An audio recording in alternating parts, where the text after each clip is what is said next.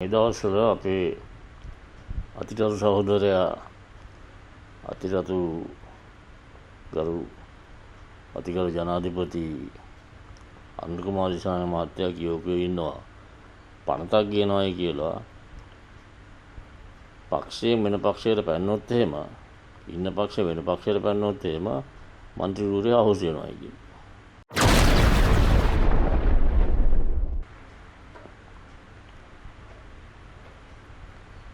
මොකද ඕන හිතන්නේ කියන මම දැනක හරි කියලා. ඒ කියන්නේ අපි විවස්සා පැත්තකින් දැම්මොත් විවස්සාවකින් දැන් ගත්තා සියල්ල නෝදේ අවුරුදු ගණන් ගන්නවද විවස්සා පැත්තකින් දැම්මොත් එහෙම මේ සදාචාරාත්මකව ගත්තොත් එහෙම අපිට තියෙන්නේ නියෝජිත ප්‍රජාතන්ත්‍රවාදී සමාජවාදී ජනතාවයන්නේ කියන්නේ කොට්ටාස් ඡන්ද කොට්ටාස් වලින් නම්පාරේ හරි රත්න හරි කොළඹ හරි මාතර හරි ගාල්ල හරි නුවර හරි කොටස් වලින් ඒ ඡන්ද කොට්ටාස් වලින් පත් වෙන මන්ත්‍රීවරු තමයි ඉන්නේ. ඉතින් ඒගොල්ලන් ඉස්සෙල්ලාම ඡන්ද දෙන්න තියෙන්නේ පක්ෂයට. දැන් මේගොල්ලන් ආවේ බහුතරයක් ආවේ මාලිමාවට තමයි පක්ෂයකට ඡන්ද දීලා තියෙන්නේ ඒ මහජනතාව. ඒක මාලිමාව තියෙන ආදරේ හින්දා. අතන ජාතික ජනබලයේ තියෙන ආදරේ හින්දා. දැන් නැත්තම් වෙන කරන්න දෙයක් නැති හින්දා ඒක අපි දන්නේ නැහැ උදේ. ඒනවා කියන්නේ. හැබැයි ඒකන පොඩ කල්පනා කරලා බලන්න. එතකොට සාධාරණද ඒ මහජනතාවගෙන් ඒ ඡන්ද දුන්න මහජනතාවගෙන් අහන්න නැතුව වෙන පක්ෂයට පණින්නේ. ඒකට කරන්න තියෙන්නේ මේ මහා ජනමත විචාරණයපත් කරන්න ඕනේ නැහැ, තියන්න ඕනේ නැහැ. ඒ පණින්න හදන එක්කෙනා යා දිනපු ඡන්ද කොට්ටාසෙට ගිහිල්ලා එතනින් මේ ඡන්ද විමසීමක් කරන්න ඕනේ. ඡන්ද විමසීමක් කරන්න ඕනේ. ඒ මහා ජනතාවගෙන් එයාට ඡන්ද දුන්න මහා ජනතාවගෙන් සහ අනික් එතන ඉන්න කට්ටියගෙන් මේ මම දැන් යනවා අනිත් පක්ෂයට ඔයගොල්ලෝ මොකද කියන්නේ කියලා. ඒකෙන් අහන්න ඕනේ සදාචාරාත්මකව නේද? මොකද ඒගොල්ලන් ඡන්ද දුන්නේ මේ ජාතික ජන බලවේගයට. ඉතින් ඒක ඡන්ද දුන්නාට පස්සේ ඒගොල්ලන්ගෙන් අහන්න නැතුව වෙන පක්ෂයට බැන්න එක හරියන්නේ නැහැ නේද? නේද? ඒතර මගේ ජූනියර් කෙනෙක් කියනවා මොන තරම් වියදමක් යනවද කියලා රජයට. මම රජයට වියදමක් යන්නේ නැහනේ. ඒක එයාගේ වියදමෙන් කරගන්න ඕනේ. ඉතිනේ සල්ලි නැති කමක් නැහනේ අපේ සෙට් එකට නේද? නේද?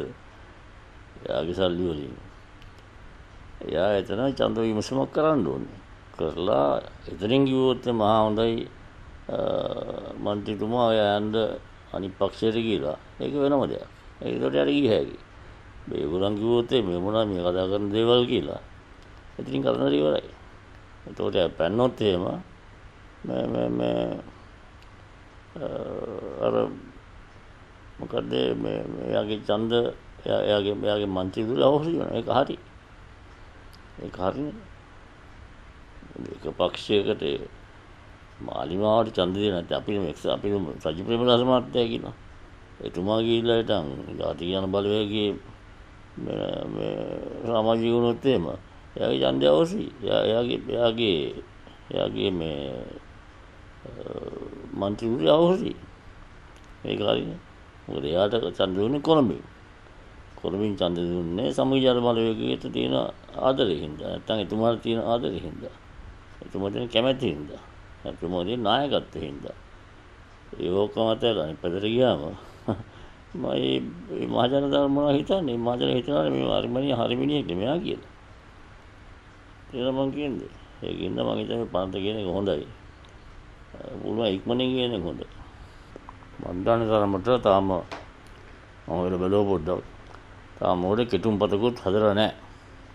කියන බිල් එකක් හදලා නැහැ. හරි? තාමත් අදහසක් විතරයි තියෙන්නේ. ඒකින්ද ඒක පොඩ්ඩක්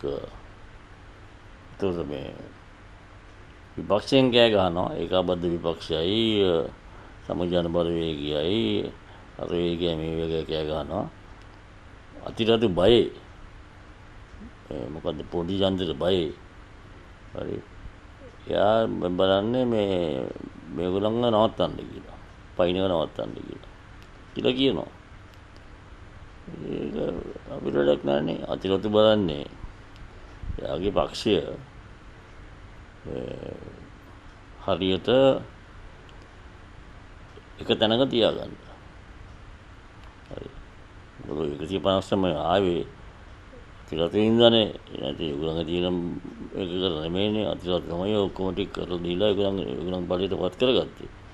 ඒගොල්ලන් කොහොම කරාට පස්සේ අනිත් පැත්ත දුවන් දදනවා නම් හරියන්නේ නැහනේ. ඉතින් මම හිතන්නේ ඒක මේ අතිරතු බය මේක කරනයි කියන එක. අතිරතු බලන්නේ ඒ පක්ෂය එක විදියට ඒකාබද්ධව තියාගැනීම. ඒක වරදක් නැහනේ. පැන්නොත් තමුන් එළිය. මේ කතන්දර. ඒ සදාචාරාත්මක දෙයක්. අනිත් එක තමයි මහ ජනතාව පාර්ලිමේන්තුව ගැන විශ්වාසයක් තියෙන්න ඕනේ. දැන් ඉතින් අතිරතුර එක එකනා බයිනවා. අරකයි මේකයි කියව ඡන්දේ පදිනවා රම්මව කියනවා. ඒ කියන්නේ විපක්ෂයේ කට්ටියනේ අතිරතුගේ අර මේ මොනවද කියන්නේ මේ මූලික සෙට් එක හැම කොට්ටාසෙම ඉන්නවා. හරි. ඒ කෑකෝ ගන්නේ විපක්ෂයේ කට්ටිය. ඒක බොහොම සුදුසුරයක්. එතකොට දැන් මහ ජනතාවට විශ්වාසයක් තියන්න බෑනේ ආණ්ඩුවක් ගැන. මේ ආණ්ඩුවේ කට්ටිය හිටපුවන් එහාට මෙහාට පයින් ගියොත් නේද?